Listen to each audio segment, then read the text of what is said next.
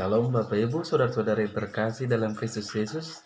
Kita bertemu lagi dalam sapaan Tuhan hari ini, hari Senin tertanggal 29 Juni tahun 2020. Sebelum kita mendengarkan sapaan Tuhan, mari kita bersatu dalam doa. Damai sejahtera Allah yang melampaui segala akal, itulah yang memelihara hati dan pikiranmu di dalam Kristus Yesus Tuhan kita. Amin. Bapak Ibu, saudara-saudara yang terkasih dalam Kristus Yesus, adapun nats firman Tuhan yang menjadi sapaan Tuhan buat kita tertulis di dalam kitab Markus pasal yang ke-9 ayat yang ke-41. Demikian firman Tuhan. Aku berkata kepadamu, sesungguhnya barang siapa memberi kamu minum secangkir air oleh karena kamu adalah pengikut Kristus, ia tidak akan kehilangan upahnya. Demikian firman Tuhan. Saudara-saudaraku yang terkasih dalam Kristus Yesus, pada dasarnya semua manusia memiliki ego. Keluarga, lingkungan, status ekonomi, pendidikan, perlakuan dan perkataan orang lain, peristiwa-peristiwa tertentu, serta berbagai hal yang secara intens terulang di dalam hidup seseorang dapat membentuk dan mempengaruhi ego. Dalam bahasa Yunani, saudara-saudara, ego itu berarti saya. Secara sederhana, bisa dikatakan ego adalah perspektif terhadap diri sendiri atau konsep individu tentang dirinya sendiri. Atau bisa juga dikatakan saya dengan segala keberadaan saya. Bagaimana seseorang memberi respon, bereaksi, dan beraksi terhadap segala sesuatu merupakan perwujudan dari ego. Oleh sebab itu, saudara-saudara, sebagai murid Kristus Yesus, kita harus melihat diri sendiri di dalam perspektif Allah, supaya kita memiliki konsep diri yang sama dengan konsep Allah tentang diri kita. Dengan demikian, sedapat mungkin kita akan terhindar dan jatuh dari dosa yang disebabkan oleh ego. Tuhan Yesus tahu persis siapa dirinya, saudara-saudara.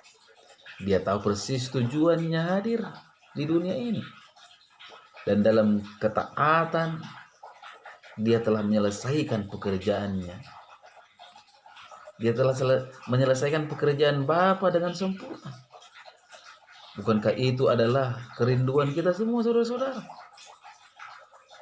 Setiap orang yang sungguh-sungguh mengasihi Tuhan pasti ingin mengerti kehendak Tuhan. Rindu dipakai olehnya dan mengalami penggenapan rencana Tuhan. Namun hal itu seringkali terhalang oleh diri atau ego yang saya katakan tadi. Ego kita sendiri. Faktor aku dengan segala atribut dan kekhasan yang melekat pada diri kita. Karakter, sifat, cara pandang, kekuatan, kelemahan, dan sebagainya. Seringkali membuat kita bereaksi yang keliru. Akibatnya kita gagal, saudara-saudara, memahami maksud Tuhan. Gagal mengenali panggilan Tuhan. Bingung dan tidak mengerti kehendaknya. Bahkan akhirnya bertindak yang salah.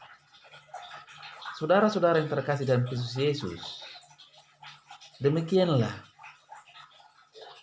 sikap yang terjadi dalam kehidupan murid-murid Yesus. Sikap yang terjadi dalam kehidupan Yohanes ketika melihat orang lain mampu melakukan mujizat di dalam nama Tuhan Yesus. Ada perasaan yang tidak benar di dalam hidupnya, muncul keegoannya. Dia melaporkan kepada Yesus dengan suatu kerinduan agar Yesus menegur dia. Namun respon Yesus berbeda. Saudara-saudara yang terkasih dalam Kristus Yesus, sejak kita lahir hingga bertumbuh, seiring itu pula ego semakin berkembang. Kemudian saat kita berjumpa dengan Kristus, maka akan terjadi penyelarasan, yaitu diri kita semakin diselaraskan dengan firman Tuhan. Ada hal-hal yang memerlukan kerjasama kita untuk merespon dengan benar terhadap setiap pembentukan dari Tuhan. Saudara-saudara yang terkasih dalam Kristus Yesus, Roh Kudus yang berdiam di dalam kita harus kita pakai untuk menyempurnakan diri kita, memahami kehendak Tuhan dengan membuang, mengikis rasa ego yang ada di dalam hidup kita. Kita akan semakin diubah menjadi seperti Yesus di dalam perkataan, pikiran, dan perbuatan oleh Roh Kudus. Dan karena kita telah menjadi milik Kristus, itu harus kita ingat, oleh penebusannya di kayu salib, maka kita wajib hidup seperti teladan Kristus, saudara-saudara. Barang siapa mengatakan bahwa ia adalah di dalam Dia, ia wajib hidup sama seperti Kristus yang telah hidup. Tertulis di dalam 1 Yohanes 2 ayat 6. Hidup dalam kerendahan hati dan kasih. Selalu berpikiran yang positif. Saudara-saudara yang terkasih dalam Kristus Yesus, kalau kita melihat kebenaran firman Tuhan saat ini yang berkata, Aku berkata kepadamu, sesungguhnya barang siapa memberi kamu minum secangkir air oleh karena kamu adalah pengikut Kristus, ia tidak akan kehilangan upahnya. Perkataan ini diperkatakan oleh Yesus kepada murid-muridnya, terkhusus Yohanes, karena Yesus melihat rasa ego yang telah berkuasa dalam diri Yohanes, sehingga mereka tidak mendapatkan upah. Ego menghalangi upah berkat Tuhan terjadi dalam hidup mereka.